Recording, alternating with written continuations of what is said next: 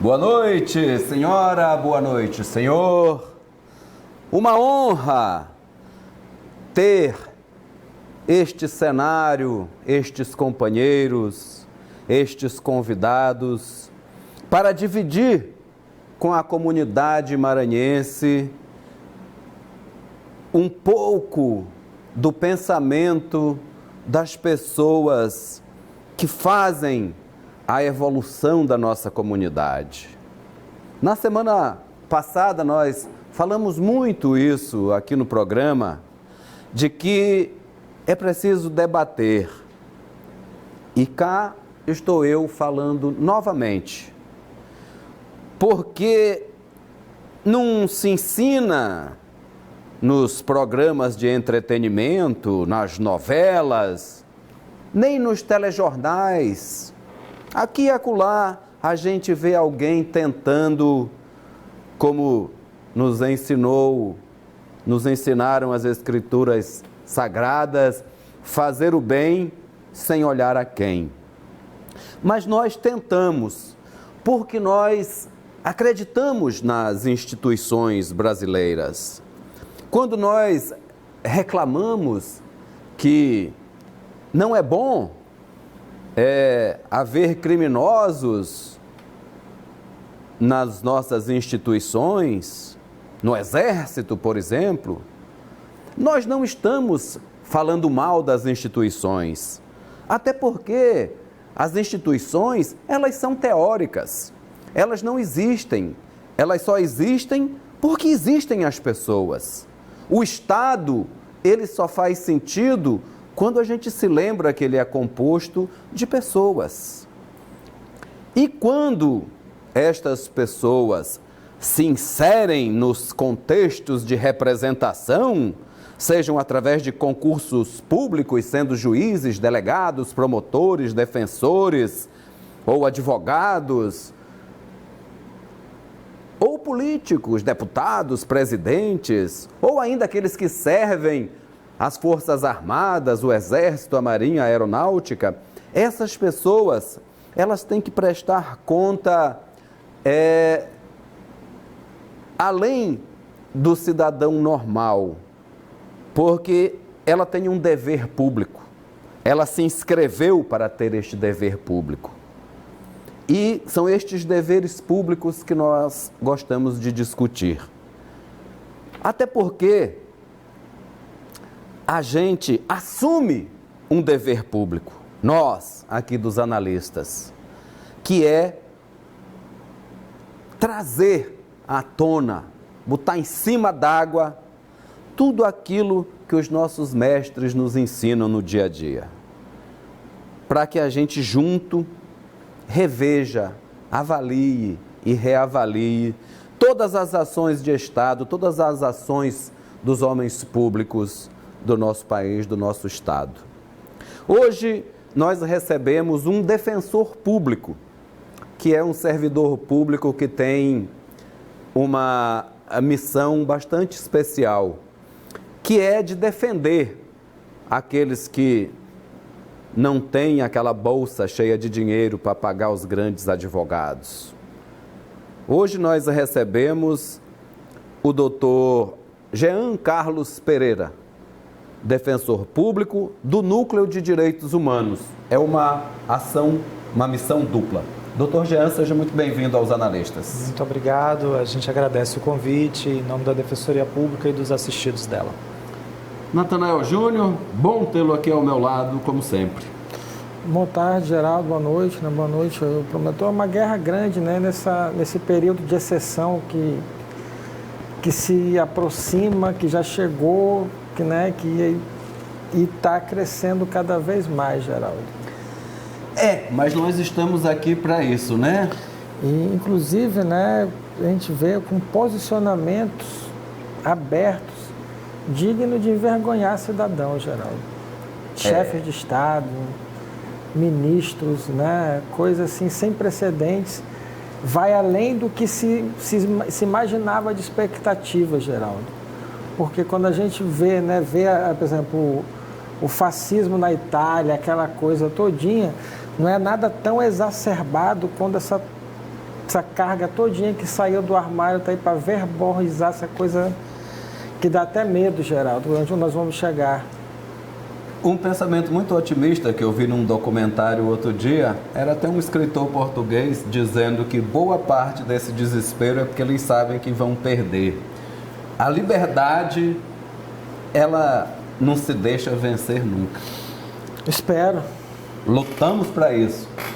Doutor Jean, a Defensoria Pública, ainda mais o núcleo que o senhor está à frente de direitos humanos, me parece uma missão dupla, né? Não só a Defensoria Pública, ainda mais na área de direitos humanos, que é esta área tão incompreendida, tão atrapalhada, com epítetos que causam asco, como isso que Natanael falou, que é para defender bandido, que é esta visão rasa dos direitos humanos.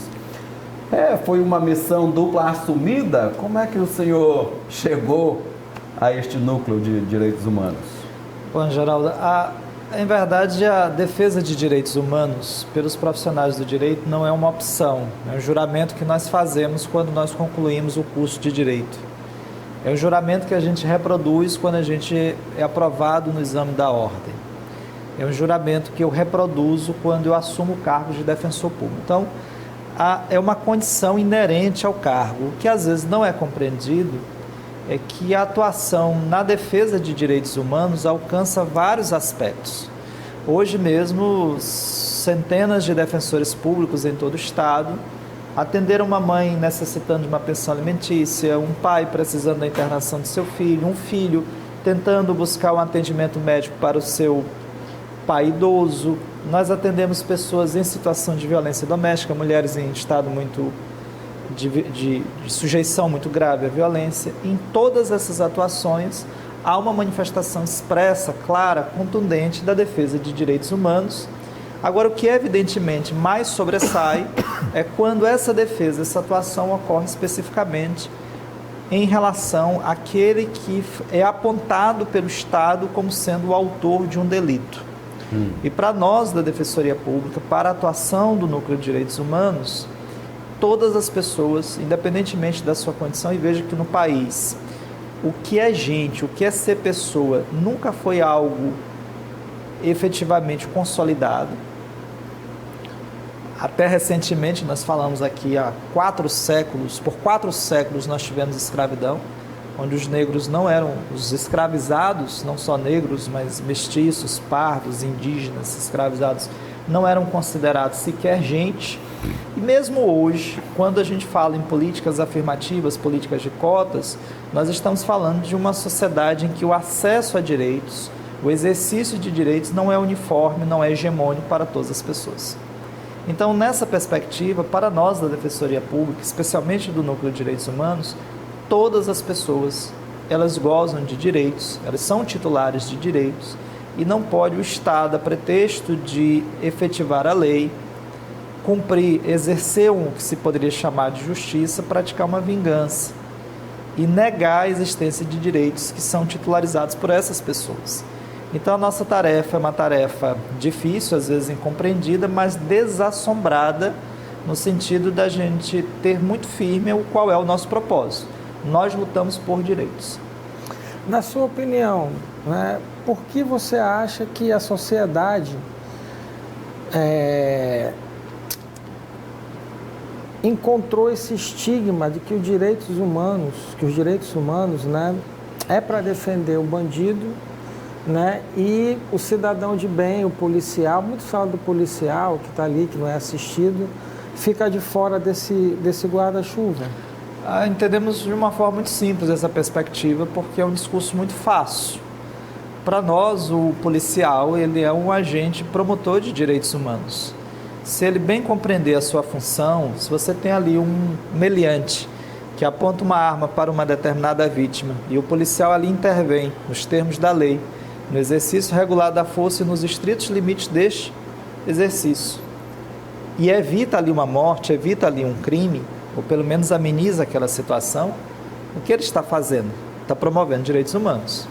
O problema, o equívoco, está na nossa compreensão quando, a pretexto de fazê-lo, após fazê-lo, ele prossegue nos atos de violência e comete determinados equívocos. De fato, nós temos pelo Núcleo de Direitos Humanos uma atuação muito grande, muito intensa, no que diz respeito ao enfrentamento da questão da violência policial. Normalmente chegam casos em uma grande quantidade na DPE. Mas a nossa atuação é muito ampla, né? A gente atua em favor da infância, em questões de saúde, questões quilombolas, questões de pessoas em situação de rua. Mas, curiosamente, essa é uma questão que sempre chama muita atenção da sociedade, porque nós estamos em condições que, às vezes, ao olhar de quem está de fora, é visto como aquele que está do lado de quem praticou o crime, né? É uma visão incompreendida, porque eu atuo tanto em favor de determinadas pessoas que foram vítimas, ou pelo menos se afirmam vítimas de violência policial, como também, às vezes, do lado daqueles que foram familiares das vítimas. Tem um caso recente aqui em São Luís, de um triplo assassinato que ocorreu na região de Coquilho, Mato Grosso, aqui na região periférica de São Luís. E o Núcleo de Direitos Humanos, especificamente eu, neste caso, atuamos em favor das famílias, na busca da elucidação do crime e da punição dos responsáveis. E foi resolvido. Esse foi um dos casos que chamou muita atenção e foi resolvido, né? A própria polícia atuou junto e foi desvendado, né, doutor? O que não é muito corriqueiro, né? Muitos casos, boa parte fica...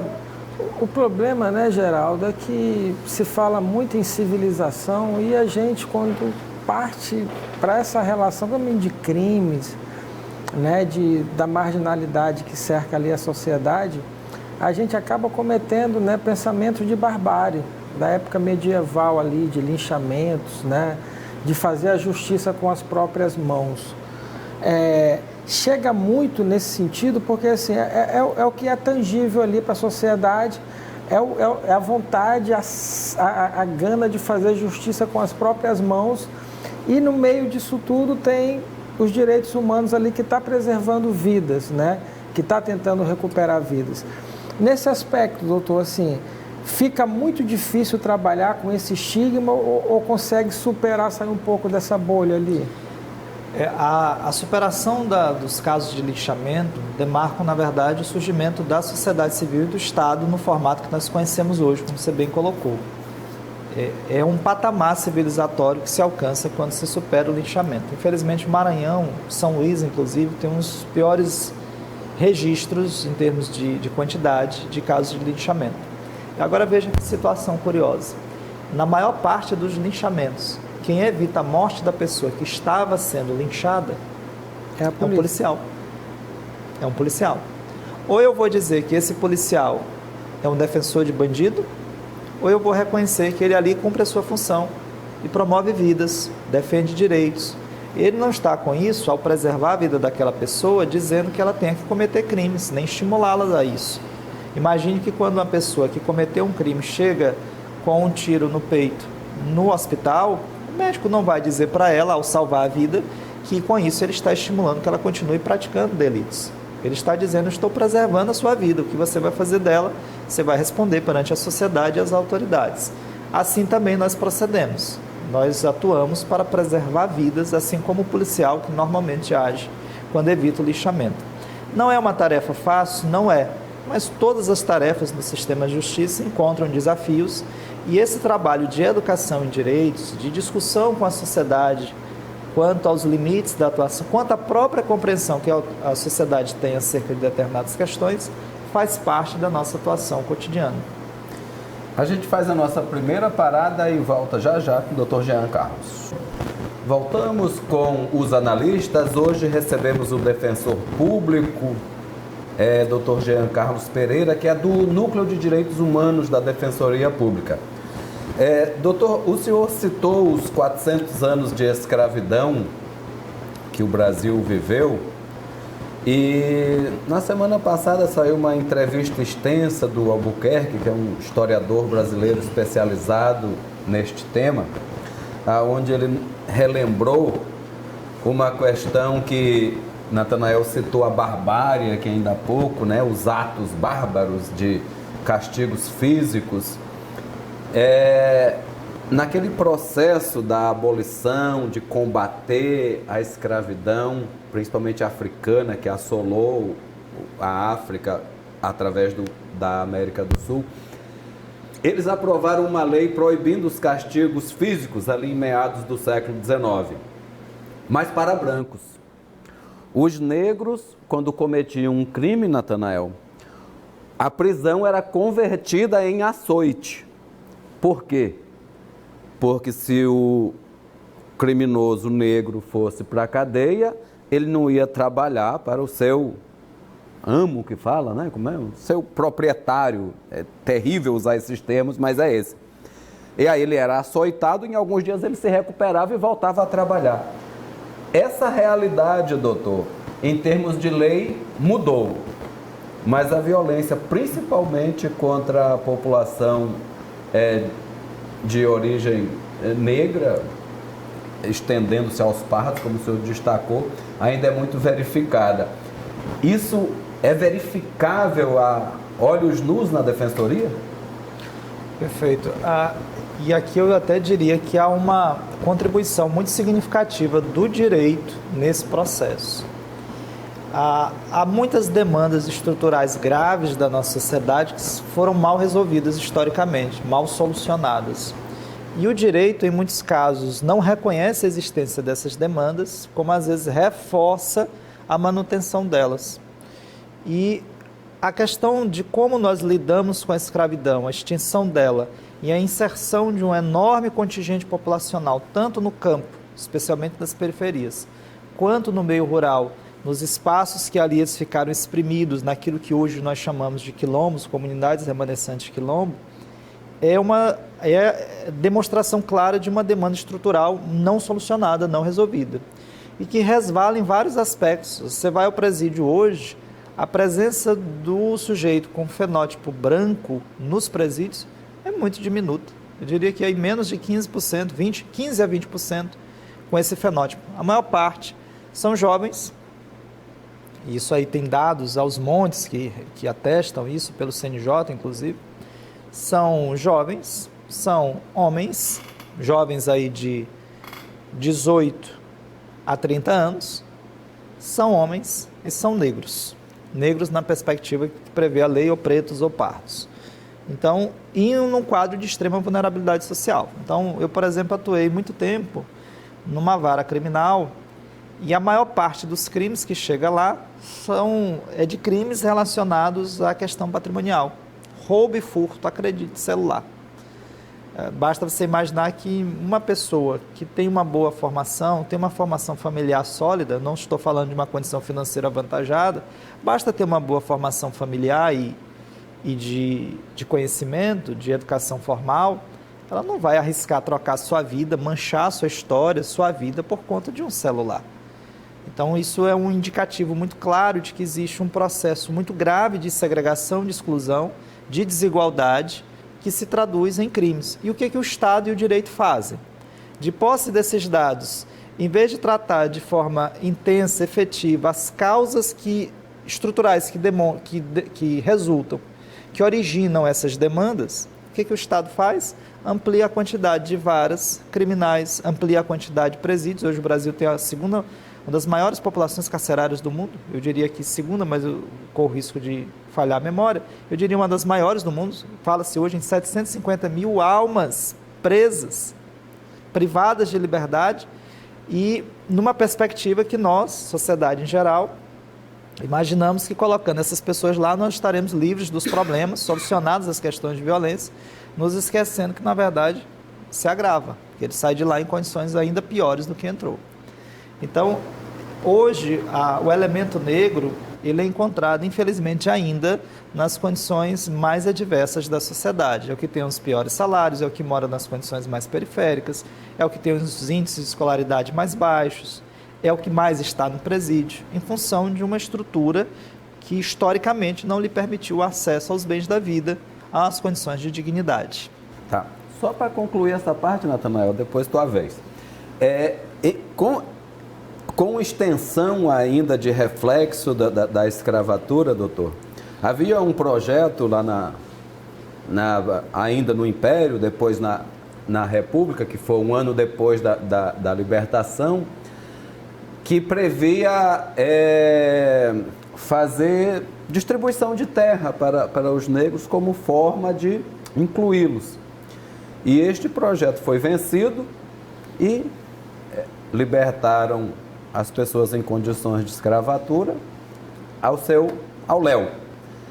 E isso, nesses menos de 150 anos, vem sendo verificado através de muitos conflitos agrários. Perfeito. Aqui no Maranhão, terras de quilombolas, terras de comunidades tradicionais sendo sempre perseguidas para que essa terra, até onde eles estão tradicionalmente, seja tomada. Isso é volumoso na Defensoria? Perfeito. Você toca numa questão central. Há um sociólogo da USP chamado José de Souza Martins, que ele diz com muita propriedade que ao cativeiro da terra sucedeu-se, ao cativeiro da escravidão sucedeu-se o cativeiro da terra. Exatamente. A abolição da escravidão significou, na verdade, ali naquele contexto, entre outros fatores, uma dificuldade enorme de acesso à terra para a maior parte da nossa população. Veja que se 60% a 70% da população brasileira era escravizada até 13 de maio de 1888, essa não tinha acesso à terra, não tinha acesso à condição humana, que dirá à terra. Entre os livres, aqueles que tinham acesso à terra eram poucos. E o Brasil, com as dimensões continentais, com o interesse colonizador e a natureza agroexportadora que nós assumimos, sempre foi um país do latifúndio, da grande propriedade, e isso gerou no campo uma estrutura fundiária absolutamente desigual. Então, uma das grandes frentes de atuação do Núcleo de Direitos Humanos hoje, da Defensoria Pública do Estado, é a atuação em favor de comunidades tradicionais. E é uma dificuldade muito grande, porque o direito formal, o direito posto, o direito historicamente construído por elites ligadas no nosso país às estruturas fundiárias, a magistratura vem da nobreza ligada à terra, construir uma perspectiva de que se acessa a terra pela propriedade, pelo título formal. Perspectiva que já estava no Tratado de Tordesilhas de 1492. Foi o primeiro grande despejo coletivo da nossa história. E uma relação com a terra que é uma relação de mercado, uma relação capitalista. Então eles veem a terra, o direito vê a terra como instrumento, como capital, como um bem para ser vendido, para ser alienado, financiado. E as comunidades tradicionais, elas não têm esse vínculo com a terra na perspectiva mercadológica. Elas não interagem, essa perspectiva não é só de pesquisa, eu tenho pesquisa nessa área, do ponto de vista acadêmico, mas fundamentalmente é da experiência que a gente vive e vivencia estando junto das comunidades. A gente visita, conversa com as comunidades, está junto delas, e o que a gente percebe é: doutor, a terra para mim não é possível que me pertença, ela não pode ser minha, porque eu pertenço a ela. As comunidades remanescentes quilombos são, pela Constituição Federal, as donas da terra onde elas vivem, do território onde elas vivem. E uma liderança quilombola me disse certa feita: doutor, a gente sempre utilizou essa terra, o fazendeiro sempre permitiu que nós entrássemos na terra, lá cultivássemos e assim nós criamos nossos filhos. Ele pode continuar dono com um título, não tem problema, só o que eu quero é continuar produzindo, porque senão não tem como sobreviver, meus filhos morrerão. E veja que juridicamente, se for atrás, ele é que é o dono, mas ele não está preocupado com isso, porque a dimensão que eles têm de relação com a terra é uma dimensão existencial cultural, não é mercadológica. Isso é uma perspectiva que precisa ser muito revista nas academias de direito e dentro dos fóruns judiciários. Porque o juiz com a formação civilista, o promotor, o defensor público, isso precisa ser dito, o advogado com a formação civilista, que enxerga na terra uma fonte de poder e de propriedade, tem dificuldade para compreender que uma outra comunidade tem uma relação diversa com a terra. Isso gera conflitos intermináveis, porque nós não temos instrumentos jurídicos, processuais, que reconheçam essa diversidade, essa multiplicidade, complexidade de fenômeno, e a solução sempre é feita de uma forma muito reducionista, muito rasteira, pela chamada ação de reintegração de posse. A gente faz mais uma paradinha e volta para o último bloco com o Dr. Jean Carlos, defensor público. Voltamos aqui com os analistas. Hoje recebemos o defensor público Jean Carlos Nunes Pereira, que é do Núcleo de Direitos Humanos da Defensoria. Natanael. Então, doutor, A gente sabe, constata que esses abusos, né, que acontecem com os menos favorecidos, com as minorias, é a herança cultural histórica do nosso processo, né, de civilização, que foi um processo, né, de exploração, de colônia. Isso veio através dos séculos, do tempo, né, e continua até hoje de uma forma menos explícita, mas que é latente ali o preconceito, né, com os menos favorecidos, com as minorias do nosso estado, do nosso país. Tem um caso interessante também, Geraldo, de história, né, que antigamente, ali na década de 40, se não me engano, década de 30, o leprosário, quando não era chamado, ficava atrás do cemitério ali do Gavião, né, e as pessoas com a doença, né, que transitavam pelas ruas ali do bairro, eram agredidas e até mortas, né? Por conta de... Chegou até uma intervenção do governo federal na época estadual. Foi aí que obrigaram e fizeram um leprosário lá na área do Itaquibacanga, ali na praia ali do Bonfim, né?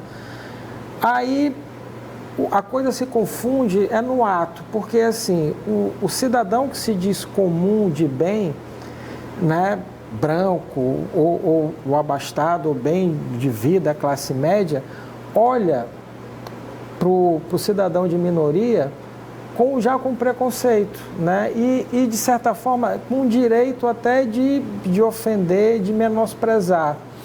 Esse trabalho todo, né, não deve ser na contramão disso tudo, de conscientizar a população, né, que o tratamento não é esse, que o tratamento, sabe, deve ser igualitário. Perfeito. Hannah Arendt diz que a condição humana que nos torna humanos é o fato de que todos nós vivemos juntos. Essa é a condição fundamental. Nós vivemos juntos. Se nós vivemos juntos, é do exercício da cidadania, da vida em sociedade, aprender a lidar com o outro, com a sua diferença, com a sua especificidade. Aqui eu me recordo de Saramago, quando ele dizia que a justiça, o direito, a condição humana fundamental é feita pelo fato de eu ter o direito de ser aquilo que eu quero ser. O direito a ser que cada ser humano assiste. Eu quero ser o que eu sou e pronto. Isso precisa ser respeitado. Nós precisamos aprender a conviver com o outro, com a diferença. Mas isso tem também um traço, aí a nossa conversa ficou, felizmente, na perspectiva histórica, tem um traço no colonialismo. O colonialismo é a perspectiva da negação do outro. Nós fundamos a nossa sociedade na negação do outro. Por que o leprosário foi para o Bonfim, lá na Praia da Guia, lá na parte distante de São Luís? Porque ele está estrategicamente localizado contra o vento em direção a São Luís. A ideia é que o vento não levasse a doença para as pessoas localizadas aqui. E olha a noção que nós tínhamos. O leprosário formou uma verdadeira cidade. Lá você tinha prefeito na cidade, você tinha delegado, você tinha um quadro, assim, claro, as pessoas se organizam, se mobilizam, criam suas formas alternativas de sobrevivência, mas ali é uma demonstração clara de como nós somos capazes de negar o outro, de negar a realidade, de construir violência sob formas as mais diversas, né? A perspectiva do leprosário é uma perspectiva que parece distante, mas não é. Basta que se imagine hoje que nações supercivilizadas, como as existentes na Europa e mesmo nos Estados Unidos, planejam a construção de muros para se fechar dos leprosos que ficam do lado de fora, que são todos os imigrantes. Nessas horas a lepra vira uma questão cultural, Natanael. É só mais um gatilho, né, Geraldo? Exatamente. Foi perfeita a metáfora de Dr. Jean. Com relação, doutor, àquela comunidade de Cajueiro aqui na ilha de São Luís, que a comunidade parece que definitivamente perdeu aquela guerra. Foram muitas batalhas, acho que durou ali de 6 a 8 anos aquela disputa. Vocês participaram alguma dessas batalhas? Geraldo, o Maranhão, de um modo geral, o Brasil e o Maranhão especificamente sempre viveu de grandes projetos, né? O grande projeto vai trazer o desenvolvimento, vai promover a mudança do país, tudo vai se resolver pelo grande projeto. É que nem a reforma trabalhista do Temer. Exatamente. E aí o problema que a gente identifica como defensores de direitos humanos é que esses projetos eles não contemplam um aspecto que é fundamental, é a presença do elemento humano no meio da estrada. No caso de Cajueiro, da ampliação do porto, se nega a existência de uma comunidade tradicional que ali está localizada há mais de século. O terreiro do Egito existe ali há mais de um século, né? Então, para nós da Defensoria Pública, esses empreendimentos não podem ser feitos pela via como tem sido realizado. Então, a nossa atuação nunca foi contra o empreendimento. Claro. Nunca foi contra, isso é uma questão sutil, porque às vezes vem um discurso, vocês estão contra o desenvolvimento, contra o progresso, é muito dinheiro que virá. Mas a que preço? A que custo? Quem vai sofrer as consequências disso? Essa é uma preocupação que nós temos. Vai sobrar um pouco de dinheiro para nós? Exatamente. Pois é. E para aqueles que são imediatamente atingidos, né, como é que fica a situação dessas comunidades? E nós da Defensoria temos, salvo engano, 4 ações judiciais tramitando. Atuamos aí o núcleo de moradia e o meu núcleo, o núcleo de direitos humanos, e uma medida cautelar que está na Comissão Interamericana de Direitos Humanos, discutindo exatamente a realização deste empreendimento com os impactos que ele gerou para a comunidade, sem que esses impactos fossem adequadamente dimensionados, mitigados e ou compensados. Um outro problema que vem, que é até frequente esse e um pouco mais novo, vem se passando na Baixada com... foi até um projeto criado, se eu não me engano, em Pinheiro, ou envolve a região toda, para conter animais. Segundo eles, o projeto é para conter os búfalos. Da Baixada. Não é os diques. Eles querem fazer cercas nas propriedades e vocês estão atuando nesse sentido também, né, doutor? Segundo eu li a declaração sua, que isso é uma desculpa para cercar as terras. Nós entendemos que a defesa da vida, a campanha que foi criada em Pinheiro, o movimento que se realizou lá na região em defesa da vida é um movimento legítimo. Quando se busca tirar das rodovias os animais, aí não só os búfalos, é preciso que se diga que nas rodovias maranhenses e brasileiras não tem só búfalo, tem jumento, tem cavalo, tem boi comum. A retirada desses animais a gente avalia como salutar. O que nós não admitimos, nós da Defensoria Pública, é que as áreas que são públicas, os campos alagados da Baixada, os campos que se tornaram área de proteção ambiental, que são nacionalmente conhecidos, que secam durante a vazante e enchem durante o período chuvoso, essas áreas são públicas. Comunidades tradicionais, camponesas, pescadores, quilombolas, indígenas se valem desta água para beber, para o lazer, para consumo de peixes. Essas comunidades não podem ficar privadas dos bens mais elementares para a vida, como água e alimento. E na prática, o que tem acontecido? Pessoas que se dizem proprietárias cercam essas áreas, eletrificam essas cercas. O Estado do Maranhão já realizou 2 grandes operações em 2016, salvo engano, 2017. Tirou mais de 40 quilômetros de cerca. Tira no dia seguinte a cerca está de volta no lugar. E mesmo a quantidade tirada, ela nem de longe alcança toda a dimensão, porque a Baixada também é grande. Então, nós minutamos uma ação civil pública, essa ação deve ser ajuizada nesta semana, provavelmente esta semana, talvez com a participação da UAB, que já manifestou adesão, para obrigar o Estado e aqueles que colocaram as cercas a tirar essas cercas de lá e indenizar as comunidades que estão privadas daquilo que é mais elementar para a vida, água e alimento. Até morreu gente já nessas cercas eletrificadas. Exatamente. Tem notícia, então, por exemplo, a água enche durante o período de cheia, né, de chuva, e a cerca fica submersa, não é visível. A pessoa passa por baixo para pegar uma rede, para banhar mesmo, né, como o Maranhão sempre faz no interior, sou do interior também, eu sei como é que é isso. A gente, enfim, banha nos rios, nos lagos, etc. E aí está cerca lá. Então, os acidentes são gravíssimos, né? Tanto pelo aspecto da energia elétrica que está presente nas cercas, como também pelo risco que ela fique escondida debaixo d'água. Então, para suavizar, vamos agora terminar o programa brincando de bloqueia ou compartilha.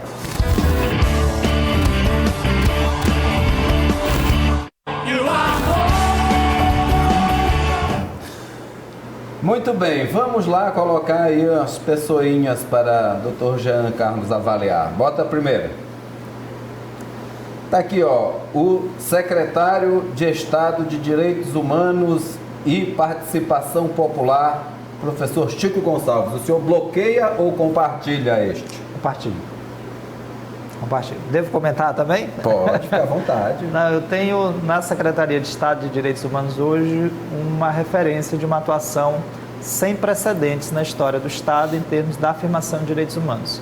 Tem problemas, evidentemente, como toda política pública, mas eu tenho no secretário Francisco Gonçalves uma pessoa não só da academia, mas da militância de direitos humanos, que tem trazido uma contribuição importante para o nosso Estado. Muito bem. Segundo nome, na outra ponta da cadeia produtiva, nós temos o secretário de Segurança Pública, Jefferson Portela. Bloqueia ou compartilha? Compartilho também. Compartilho, eu acho que a Secretaria de Segurança, ela abriu um diálogo hoje com os movimentos sociais e com aqueles que atuam no campo de direitos humanos. Nos últimos anos, nós tivemos uma elevação muito grande dos casos de violência policial, também em função de um processo de crescimento da violência, mas a gente tem conseguido, pelo menos hoje, dialogar com a Secretaria de Estado de Segurança, que nós não tínhamos antes, pelo menos não dessa forma hoje. E isso eu avalio como muito positivo. É claro que há determinadas posturas, condutas que a gente também não reforça, mas, de um modo geral, a gente avalia como positiva a conduta. Terceiro nomezinho.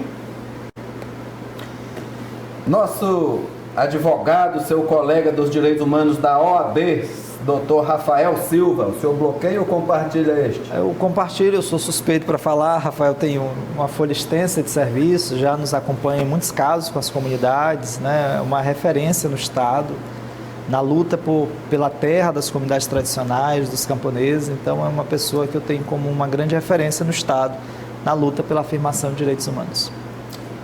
Para finalizar, vamos ver se tem alguma bomba aí. Não tem nenhuma bomba, mas tem o ministro da Justiça, Sérgio Moro. O senhor bloqueia ou compartilha isso? É uma situação bastante curiosa, né? O ministro Sérgio Moro, no contexto que nós temos hoje, é claro que recentemente as coisas mudaram, né? Assumiram um outro contorno.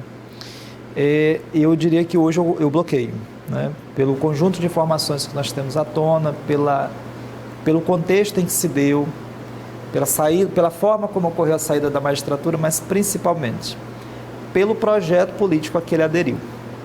Esse é o elemento central. Mais do que a questão da Lava Jato, mais do que um eventual vínculo que ele tivesse ali com o Ministério Público, que é vedado pelo ordenamento, o que para mim é fundamental é a adesão a um projeto político que, no meu entender, na história recente do país, pelo menos desde a Constituição de 88, o maior retrocesso que nós tivemos. E o juiz Sérgio Moro? O senhor bloqueia ou compartilha? Não é obrigado, aqui ninguém é obrigado a nada, viu, doutor Jean? Não, a perspectiva do exercício específico da magistratura, ele exerceu o papel dentro de uma perspectiva que me parece possível. Ele exerceu um papel possível, não vi ali naquela conduta nenhuma situação adversa.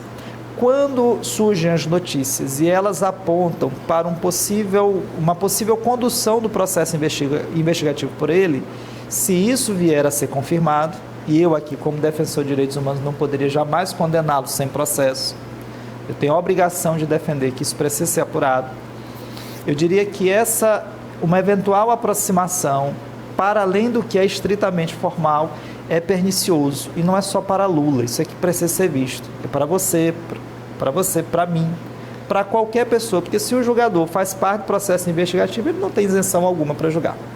Tá certo. Há muito tempo que eu queria trazê-lo aqui e não estou impressionado, eu estou apenas constatando que o seu lugar é aqui nos analistas. O senhor tem muito a contribuir com a nossa comunidade. Muito obrigado, doutor. Nós é que agradecemos a Defensoria Pública do Estado, a Universidade Estadual do Maranhão, de onde eu também venho, e principalmente os assistidos, a população maranhense que pode debater temas com tanta profundidade. Muito obrigado. Mais uma, Geraldo. Obrigado, doutor Jean. Parabéns, né, pela propriedade e segurança, né, na pauta, no tema, sempre atento. E continue nessa luta pelos menos assistidos aí, porque se deixar, a galera atropela, Geraldo. É verdade. Tudo bem. E obrigado a todos vocês que estiveram com a gente por mais um dia de trabalho. Até amanhã.